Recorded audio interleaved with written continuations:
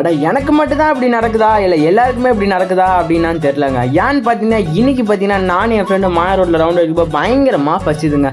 சரி இருக்கிற பசிக்கு தொக்கு பிரியாணி சாப்பிட்டா தான் கரெக்டாகவே இருக்கும் அப்படின்னு சொல்லிட்டு நம்மளும் ஒரு கடைக்கு வந்துட்டோங்க. நாங்கள் கொஞ்சம் லேட்டாக போனதுனால தொக்கு பிரியாணியே முடிஞ்சிச்சா. அட என்னடா நல்ல கடையில் தொக்கு பிரியாணி சாப்பிட மிஸ் பண்ணிட்டோமோ அப்படின்னு சொல்லிட்டு ஃபீல் பண்ணிவிட்டு இன்னொரு கடைக்கு வந்துட்டேன். அங்கே போய் கேட்டால் அங்கேயுமே தொக்கு பிரியாணி இல்லையா. அட என்னடா நமக்கு வந்த சோதனை அப்படின்னு நினச்சிட்டு நானும் அங்கே நின்றுட்டேன்.